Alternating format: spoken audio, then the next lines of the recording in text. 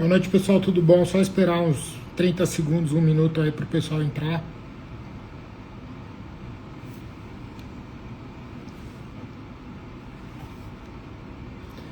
Vamos falar hoje aí um pouco para quem puder participar, né? Porque hoje é Dia dos Namorados. Eu tinha me comprometido a fazer lives diárias aí por 7 lives diárias e não ia mudar por conta de Dia dos Namorados. Boa noite, Bernardo, tudo bom?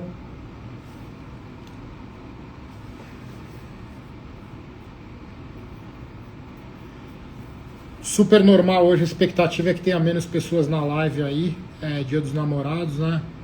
Ou Dia dos Casados, enfim. Fala aí, Bernardo, obrigado pela presença. Bom, fala galera, tudo bom? Boa noite aí, bem-vindos a mais uma live da série de aquecimento para a semana do Equity Research na prática. Na semana que vem, segunda, quarta e quinta, dias 16, 18 e 19 de junho, vai ter a semana do Equity Research na prática. Vão ser três eventos aí. Nos casos eu vou falar um pouco sobre a carreira de analista, o que destaca um analista top, e também a gente vai ter um mini case que eu vou mostrar para vocês aí como fazer uma análise de uma empresa listada em bolsa, e a ideia é de uma maneira mais estruturada aí passar para vocês um pouco do meu conhecimento e também fazer a abertura do lançamento, fazer a abertura para o meu programa de formação. Boa noite, Pedro. Se quiserem ir perguntando aí, fiquem à vontade. Até que o número que está agora de pessoas participando até me surpreendeu, porque, como eu disse para vocês ontem, hoje eu estava pronto para falar com a parede se necessário, mas nem todo mundo aí, né, tinha compromisso hoje.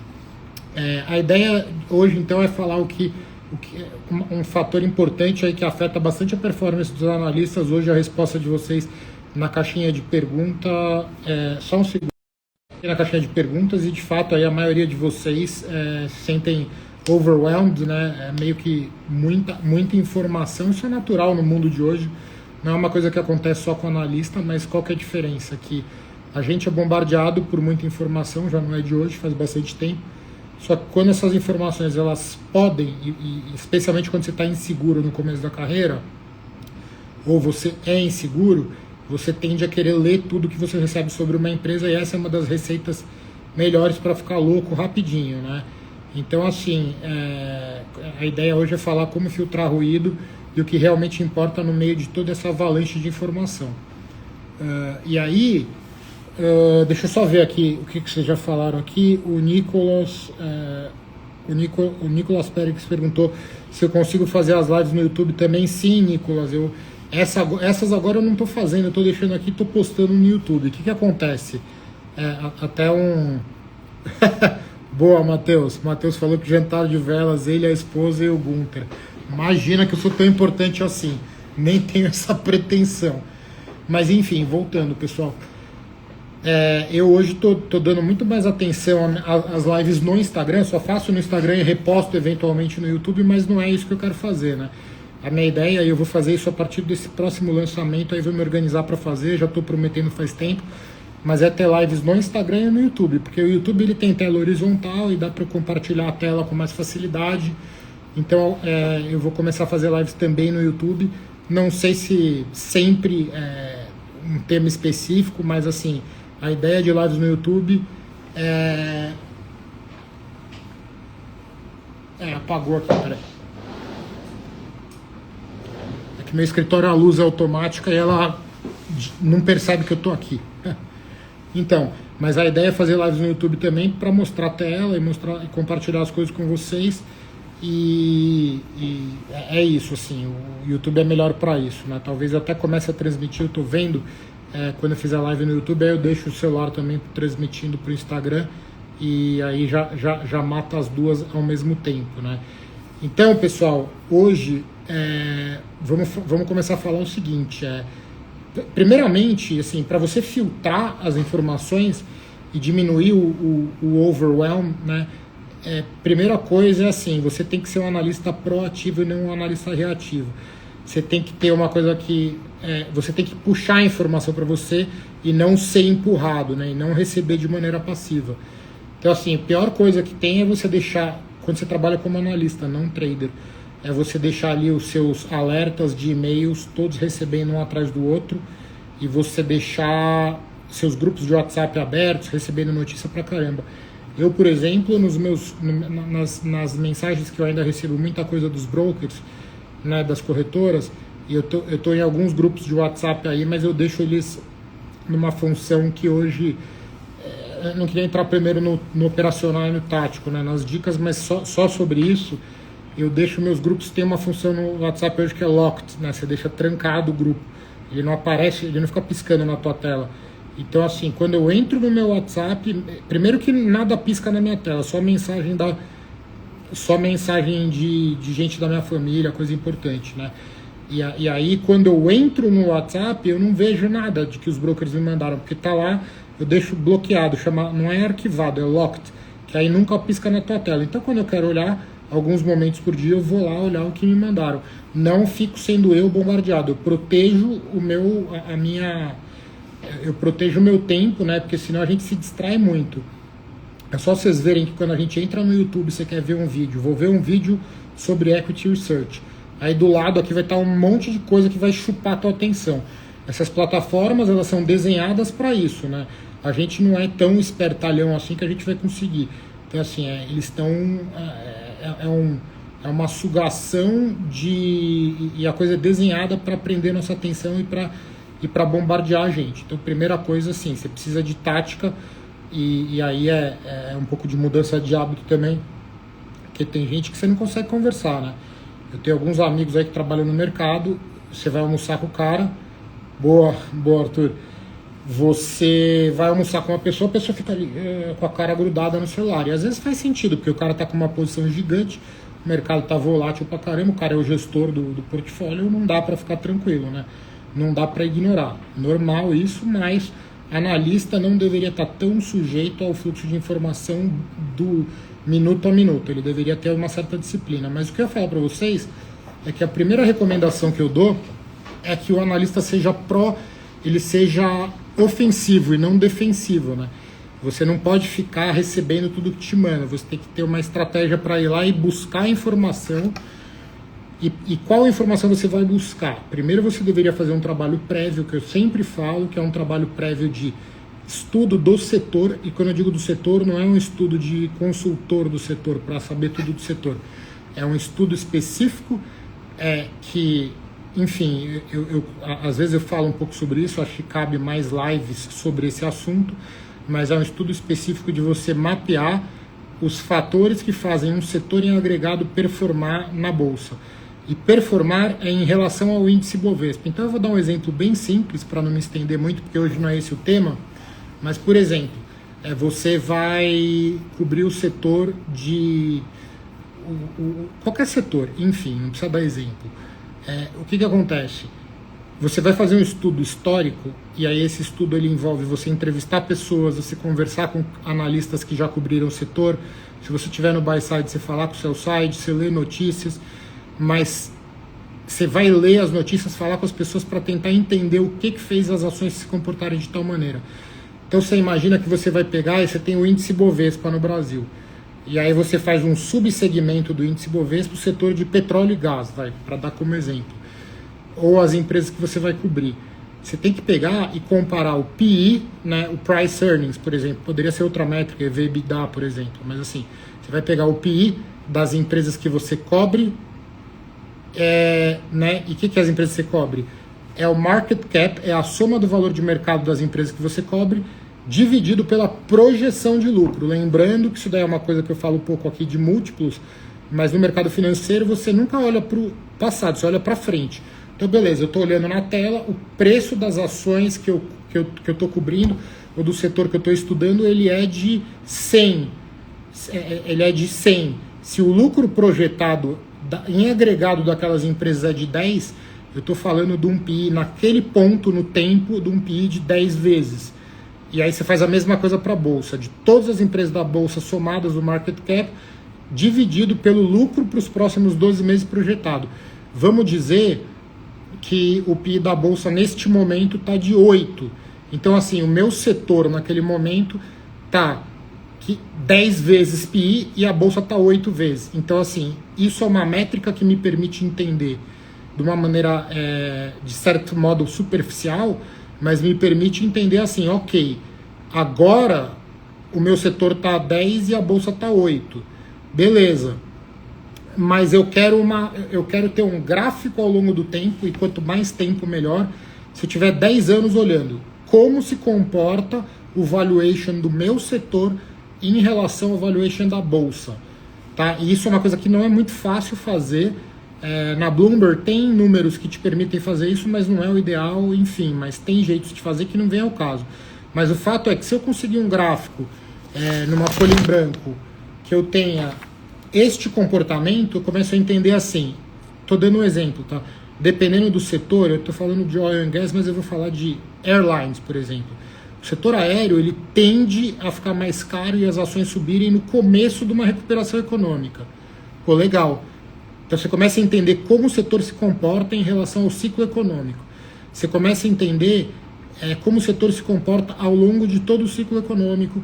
E aí e quando você faz esse estudo, olhando esse gráfico historicamente, e olhando notícias de período a período, falando com as pessoas, etc., e uma série de outras coisas quantitativas, de outras métricas, você passa a ter um entendimento de quais são os fatores que impactam aquele determinado setor.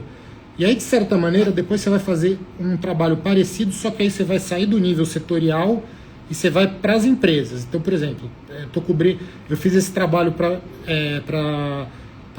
mineração, aí eu mergulho para Vale do Rio Doce e entendo.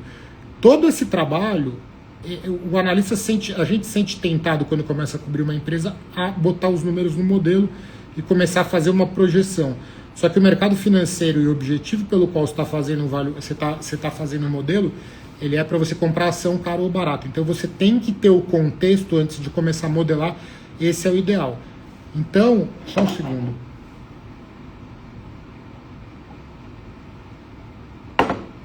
Então o que acontece? Eu estou falando, eu sei que eu não estou explicando para vocês o operacional de como fazer isso, tá? Até porque não daria tempo de fazer isso aqui. Mas é super importante assim, você entender o que impacta o setor, depois o que impacta as empresas. Por quê? Porque quando você for fazer o modelo e aí você chegar na conclusão, a conclusão que você chegar no modelo, você não está num vácuo, né? Que um modelo que é uma planilha que você não consegue usar. Você passa a entender e indo aqui, quando você faz esse trabalho no nível da empresa, e o que eu vou falar agora é assunto para outra live ou outras lives, você passa a fazer um trabalho de mapear os fatores críticos da empresa, né? Eu escrevo CIEs aqui, que é tipo CFs, que é Critical Factors. Quais são os fatores críticos? Então, por exemplo, vou dar um exemplo aleatório aqui de Soma quando comprou a Hering. O mercado passou a ficar muito focado na recuperação da margem bruta da Hering, que é uma coisa que a Soma, que comprou a Hering, se propôs a fazer. Tá? Então, assim, qual que é o ponto? Eu quero saber, então, isso é um fator crítico.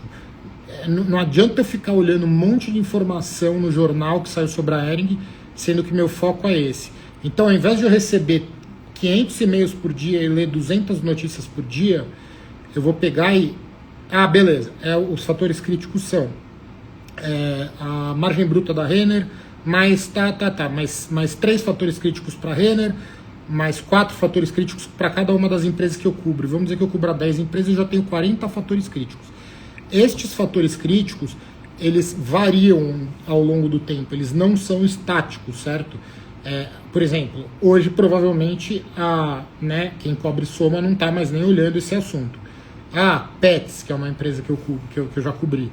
O mercado até hoje eu acho que está focado ainda na margem bruta por conta do mix de produto, porque ela está crescendo muito no e-commerce, e o e-commerce tem uma margem bruta pior e coisa e tal, e o mix de produto também.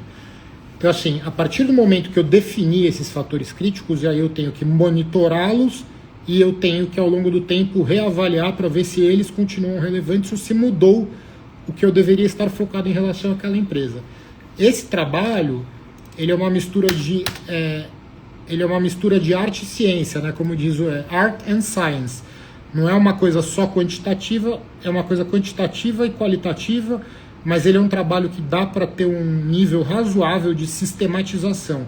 Eu, honestamente falando, eu nunca vi um analista fazendo isso. Óbvio que tem, mas as pessoas às vezes fazem no nível intuitivo e não de uma maneira ensinável e replicável.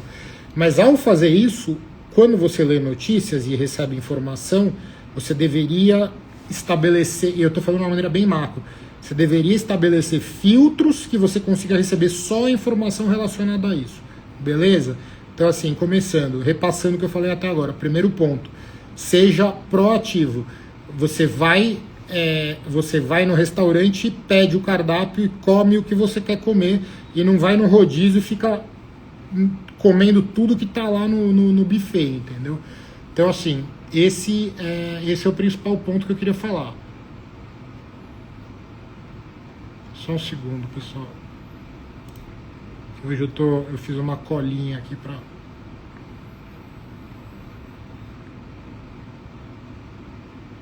Então é isso. O primeiro ponto é esse, né? Que você deveria...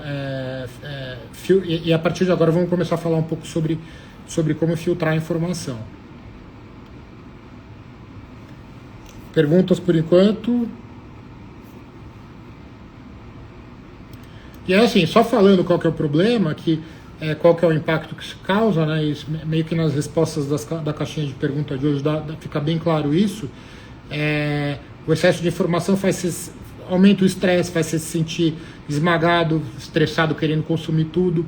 E às vezes quando o analista é júnior e não conhece muito do setor, ele fica lendo tudo e não sai do lugar porque é muita informação. E o ponto eu já vi estudos aí, enfim, né, isso daí varia, mas dá para chutar que dá para chutar que de tudo que você recebe de informação num dia em relação a uma empresa, não é em relação a qualquer coisa, é em relação à empresa, tipo a Petrobras, eu cubro a Petrobras, de tudo que você recebe de informação em um dia ou em um mês, na média, 2% só que realmente importa para os seus fatores críticos. E cara, você não tem como estabelecer um filtro e parametrizar um filtro qualquer que seja um e-mail de alerta, seja um search que você vai fazer, se você não sabe quais são os fatores críticos. Por isso que é ponto de partida, e uma das partes mais importantes do trabalho do analista é isso, você fazer isso de maneira sistemática, entendeu? Porque senão você fica com o analysis paralysis, né? Você fica com paralisia analítica ali de não saber o que fazer, que é muita informação, isso gera estresse, você perde foco no que realmente impacta o modelo. Isso daí vai comer e vai erodir, vai ter uma erosão da tua produtividade. E aí assim, você pode ficar consumindo informação o dia inteiro e não vai te gerar insight relevante. Você pode ficar um sabidão em relação à empresa. Por isso que eu falo, eu fiz um questionário, né, para quem se inscreveu no evento da semana que vem, da semana do Equity Research na prática. E tem algumas pessoas, eu acho que teve mais que uma pessoa que eu leio tudo, né? Que escreveu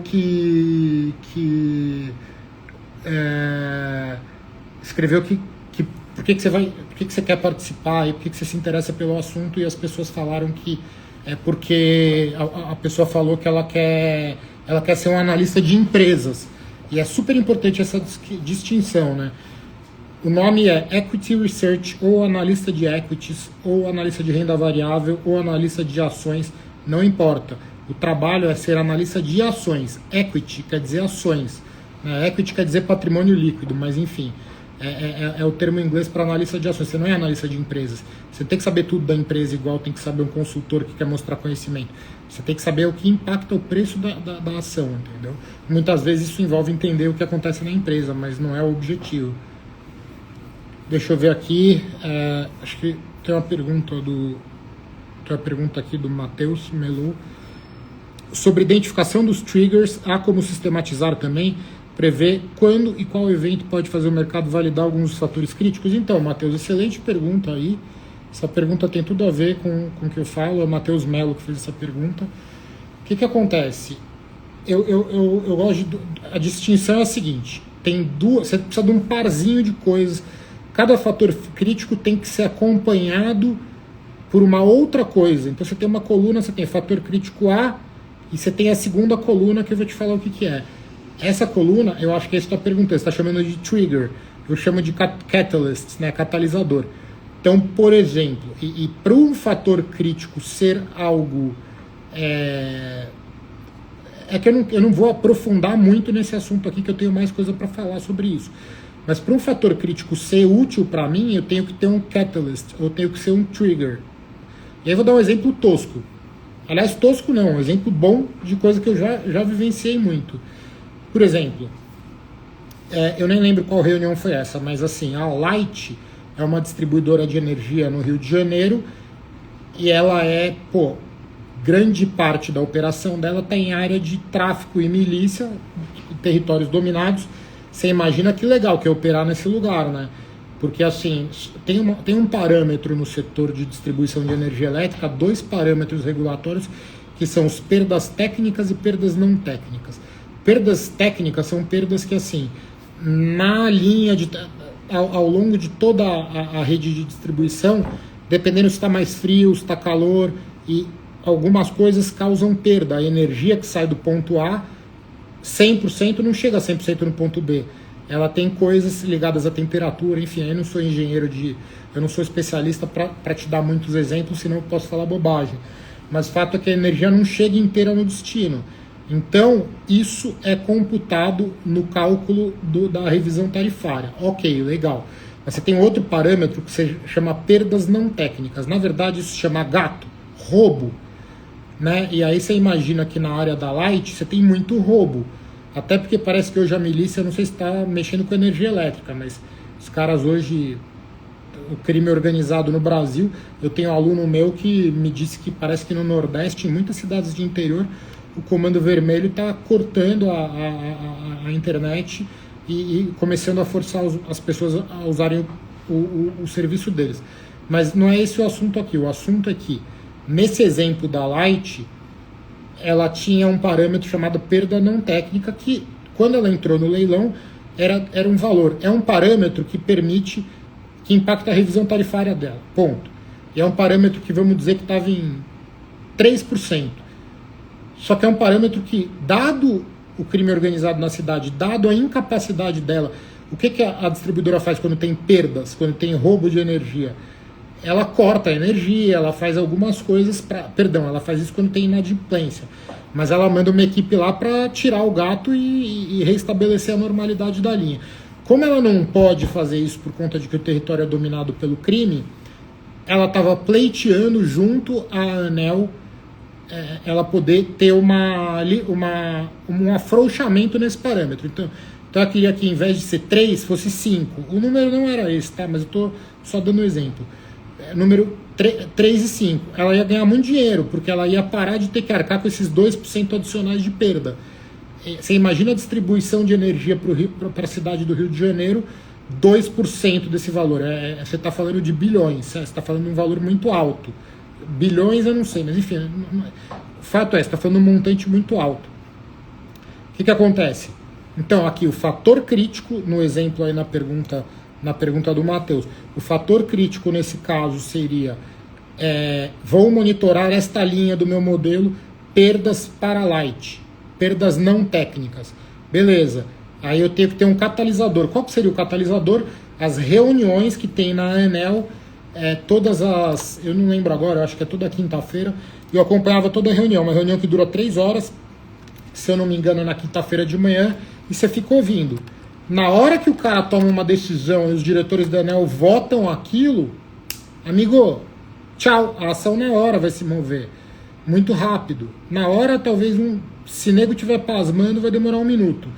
Então, assim, se eu estou olhando aquilo e eu tenho uma opinião, eu acho, presta atenção, eu acho, pelo research que eu fiz, pelas pessoas que entendem que eu falei, até por algum analista político, sei lá, alguém que eu falei, algum analista político não, mas algum consultor que atua junto ao ANEEL, eu estou achando, eu tenho uma hipótese, né, de que o mercado está achando que vai continuar em 3% as perdas não técnicas, e eu acho que vai para 5%, eu botei isso no meu modelo. Logo, eu acho que a ação vale 12 e não 10. Estou dando um exemplo de novo da minha cabeça aqui. Acho que a ação vale 12 e não 10. E eu tenho um parâmetro no meu modelo, que está lá, tem o número 5 na perdas não técnicas, e na média o mercado está achando que é 3. Qual que é o catalisador? É a reunião da ANEEL. Na hora que votarem esse assunto, esse pleito da Light, a ação vai fazer o resto do mercado enxergar o que eu vi antes, entendeu? Então, assim de simples. Então, eu estou monitorando esse parâmetro. E um dos exemplos de onde eu vou monitorar É aqui, é no site da ANEEL, tá vendo? Só um negócio aqui. Ó, vou mostrar para vocês aqui. Tô aqui, ó. 17ª reunião pública ordinária da diretoria da ANEEL de 2025. Que dia? Isso aqui foi... Enfim, faz 3 semanas. É aqui, ó. Quando tem esse vídeo aqui, tem... Nossa, tem... É isso? Tem 9 horas de vídeo. Entendeu? Então, assim, você tem que estar ligado. Neto também solicitou vista do processo para melhor avaliar a matéria. Em 24 de maio de 24, o mandato do diretor Elvio Neves Guerra se deu por encerrado. Em 21 de junho de 24, o governo federal qual que é o ponto? Decreto. Qual que é o ponto aqui para vocês? Essa reunião durou 9 horas, tem toda semana. Pode ter 9 horas de duração. Eu tenho que estar esperto. E aí o que envolve filtrar aqui? Envolve, eu ter algum jeito que eu uso para não ter que ver reunião inteira, tá ligado na... E aí a ANEEL às vezes tem às vezes não, ela tem a agenda da reunião, como se dá a reunião, a ordem dos temas. Então assim, cara, se eu não tiver ligado nisso e tiver vendo o relatório do Zezinho, que mandou no meu e-mail, pode ser da Goldman Sachs, o Zezinho.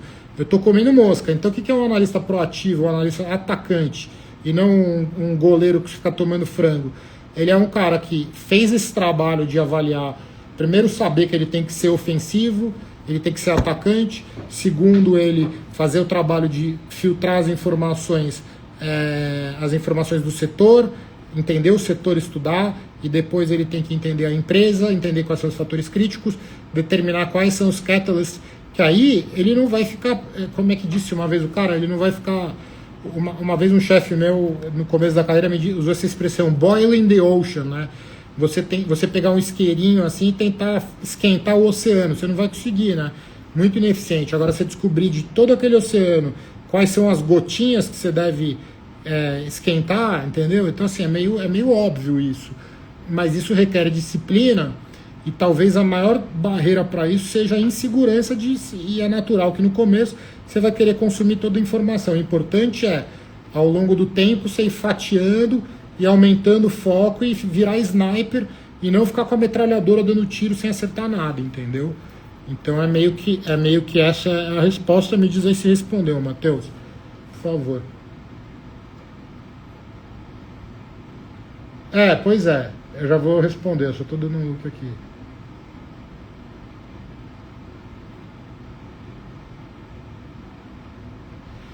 Então, eu vou continuar aqui falando sobre o que o Matheus está escrevendo, que parece que é um assunto interessante.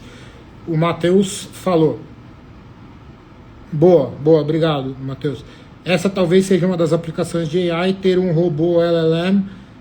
LLM é Large Language Model, eu presumo, fazendo a ingestão em tempo real desse vídeo até aparecer a palavra-chave de perda não técnica. Exatamente, né? Exatamente. Aí o que eu falo? Por isso que eu insisto tanto, né? Como é que eu vou usar AI, como é que eu vou usar Python? Você precisa entender o trabalho primeiro. Então eu não começaria estudando Python só porque apareceu na descrição da vaga Python. Eu aprenderia a ser um bom analista. Até porque, e aí é um lance que agora não é minha praia, que eu não fico falando com pessoa física, mas eu tenho recebido muita gente querendo que eu ensine a investir em ações, etc. Talvez em algum momento também abra essa vertente, né? Mas assim, hoje, falando de analista que vai trabalhar no institucional, você tem que aprender a fazer o trabalho direito, mas isso aí tem valor, cara. Tem valor para você tocar tua grana, precisa abrir um clube de investimento, entendeu? A análise e saber fazer isso é poder, né? Então eu concordo 100% que seria um bom uso para AI, sim. Mas lembra que você não pode analisar depois, né? Porque assim, você tem as transcrições, você taca isso no chat GPT, ele na hora vê para você isso, só que você tem que acompanhar online isso. E acredite, aí você fala, os fundos gigantes já fazem isso. Não sei. Tem nego por aí que se perde no excesso de informação e come mosca. Mas no mercado financeiro, você achar que todo mundo é bobo, só você é esperto, também não é uma boa premissa. Mas assim, agora eu vou falar de algumas práticas aí dentro dessa sugestão, que seria uma delas, essa que o Matheus deu, que é práticas para dominar o fluxo de informação. A primeira tá ligado ao que eu falei, né? Que eu escrevi aqui, é pull versus push, né? Eu vou puxar a informação, eu não vou ser empurrado a informação, não vou empurrar em mim e vai entrar no meu fluxo de informação, eu vou pegar o que eu quero. Para pegar o que eu quero, eu preciso saber o que eu quero. Para saber o que eu quero, eu preciso saber quais são os fatores críticos. E aí, assim, eu escrevi aqui, né? Não se cadastrar em todos os mailings de RI ou alertas do sell side.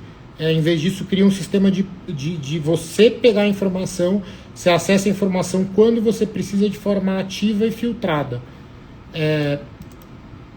E aí uma coisa que eu faço hoje até, que é agendar 3 momentos do dia para ver alertas, né? Eu vou ficar e ver e-mail. Então, assim, depende do tipo de trabalho que você faz. Se você é o dono do mundo e não precisa, checa seu e-mail, que não é o caso de analista, checa seu e-mail, checa seu WhatsApp, esses que estão bloqueados, uma vez por semana. Mas assim, um analista, pegue momentos do dia. Então eu tô focadaço aqui, beleza. Aí fui almoçar, depois do almoço, aí vocês entendam, depende do trabalho, depende do quão intensivo em trading, em trading é o fundo, é o lugar que você está trabalhando e etc. Mas assim, tenta fazer a coisa em blocos, né? Não fica o tempo inteiro disponível. Senão a tua agenda tá na mão de qualquer um, né? Todo mundo que te manda uma coisa, você vai na hora fazer, você tem que saber priorizar qual que é o teu trabalho. Para você ir buscar a informação e não receber ela. E aí eu já falei, 3 momentos ao dia para não reagir tudo em tempo real. Então o primeiro conselho aí, a primeira prática, essa questão de você puxar a informação e não tacar a informação no teu cérebro sem você precisar. Segundo ponto, você ter filtros, alertas de notícias bem calibrados, né? E aí isso aqui... então, isso aqui tem a ver com o que o Matheus falou, basicamente a mesma coisa que o Matheus falou para você ter palavras de alerta. Por exemplo, você é júnior e começa a cobrir... Você tem que basicamente setar seus filtros e ter uma disciplina de refinar eles de tempo em tempo. Então, por exemplo, você começou a cobrir... Pô, legal, boa, já vou comentar o Bernardo. Bernardo Maggioli aqui trouxe um insight aí adicional. Um insight não, uma validação de um executivo importante aí do setor. De um dos mais importantes. Então o que acontece? Você seta seu filtro lá. Então eu vou cobrir esse setor aqui, oil and gas, eu vou pôr lá. Vou pôr, sei lá, uma palavra-chave que eu vou pôr. Antigamente eu usava o Google Alerts, hoje em dia deve ter, deixa eu até ver aqui se tem Google Alerts antes, mas assim, não importa a ferramenta, entendeu? Deve ter 300 mil. Escolha a sua e seja consistente no uso, né? Alertas do Google. Vou até mostrar para vocês aqui por cima, mas não importa qual é a ferramenta, que deve ter muitas hoje. O importante é no começo você fazer coisa mais simples. Então aqui, ó, alertas, monitore a web. Aí eu vou colocar aqui, sei lá, Petro 4, criar alerta. Tá, criei alerta, mas aqui eu acho que eu tenho opções de parametrizar uma vez ao dia, uma vez por semana, linguagem, região, how many, ó, já tem aqui, ó, alert preview. Ibovespa sobe conforme a Petrobras, com liderança da Petrobras, mas barreiras técnicas, enfim, LUM, eu não sei o que é, né? E por aí vai, entendeu? E aí você parametriza você parametriza os seus alertas. Só que aí você começa aqui cobrindo Petro, você vai botar, vamos pegar o exemplo de Petro, mas isso vale para todas as empresas que você cobrir. Oil and gas, Petro, vai colocando palavras mais amplas. E aí bota a parametrização uma vez ao dia. Você vai ser bombardeado de coisas. Aí você passa a ter conhecimento. Nesse exemplo da Light, né? Coloca o ticker da Light. Escreve Light Energia, as palavras que você achar relevantes, mas algo mais amplo. Conforme você vai estudando e começa a entender o setor, você começa a refinar. No exemplo que o Matheus disse, você coloca a palavra-chave... O que você colocou?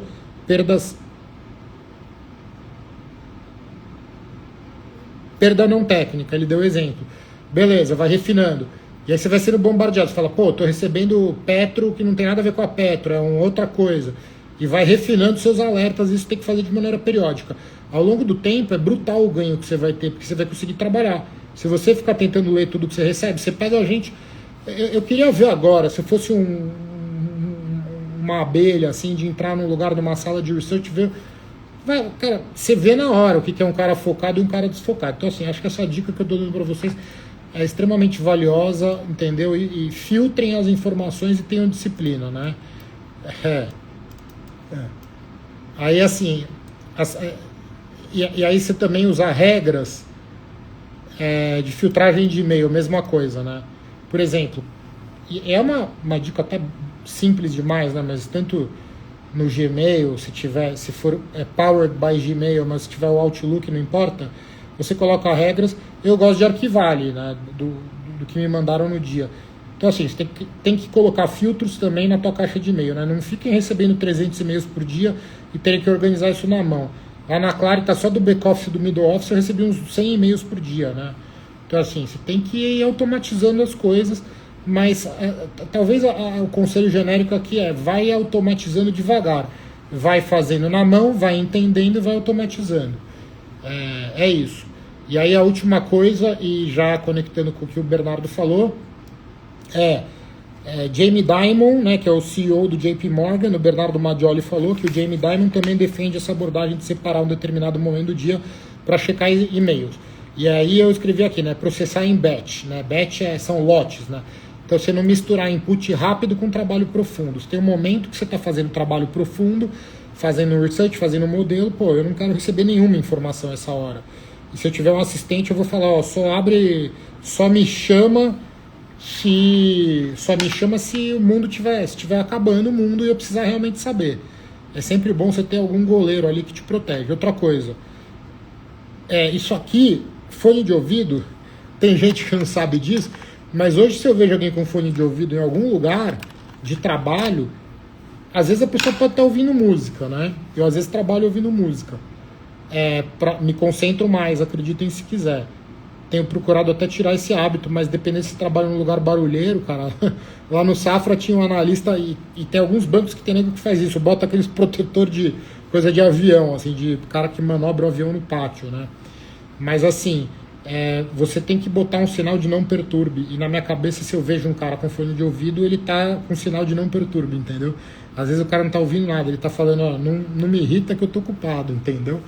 Então assim, você tem momentos de foco e você usar blocos no seu calendário, aí que é o que o Bernardo falou, para você olhar, não só você checar e-mail, mas você escanear as notícias. Por exemplo, 7 da manhã, meio-dia e 4 da tarde, entendeu? E aí você tem um momento separado para deep work, que é modelagem, leitura profunda e relatório, entendeu? Escrever relatório. Super importante isso. Isso tem a ver com uma coisa que eu defendo muito, que é usar algum método de se organizar. Uma época eu segui aquele GTD que chama Getting Things Done. Eu vou até dar essa dica agora para vocês aqui. Deixa eu só olhar o livro aqui. Pode parecer muito, muito bitolado, mas assim, é uma coisa que me ajudou bastante na carreira. É um cara chamado David Allen, que é o autor desse livro. E ele é um consultor também, né? Getting Things Done, tá? The Art of Stress-Free Productivity. Então, assim, ele te dá dicas boas aí, pra você dividir as coisas por contexto, para quando eu tenho uma tela grande quando eu estou modelando. Eu nunca vou modelar no iPad, entendeu? Possível vai demorar 1000 vezes mais. Então, quando eu estou no avião viajando, voltando de uma conferência, eu posso ver um filme também, né, relaxar, mas enfim. Mas eu vou pegar o iPad e vou ler um relatório que eu não vou estar lendo quando eu estou no laptop, quando eu estou no computador grande. Então, ele tem uma metodologia que te permite trabalhar por contexto e deixa seu trabalho mais eficiente, uma série de outras coisas, tá? Então, eu acho bom também você ter algum método desse. Embora aqui eu vá dar dicas ligadas, eu vá dar recomendações ligadas a isso. Aí que mais?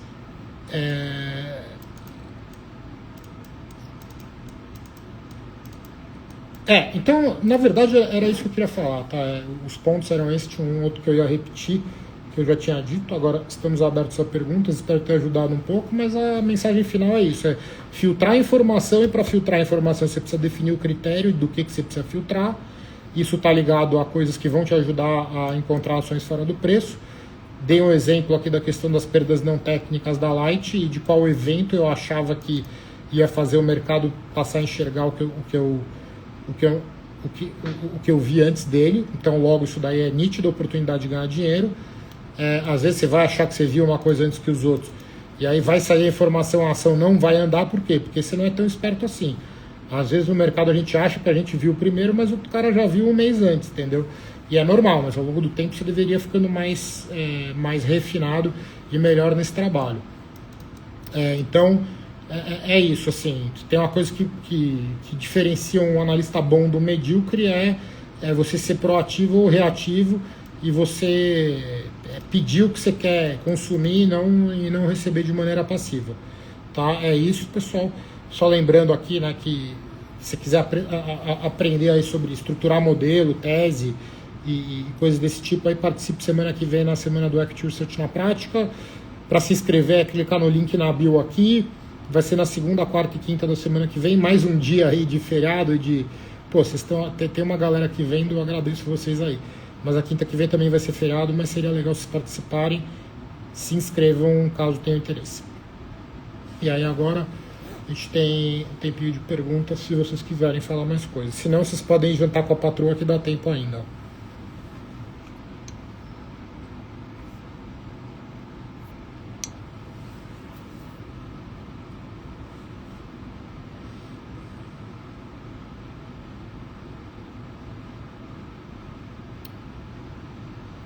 Então acho que é isso, turma. Amanhã tem a nossa última live aí.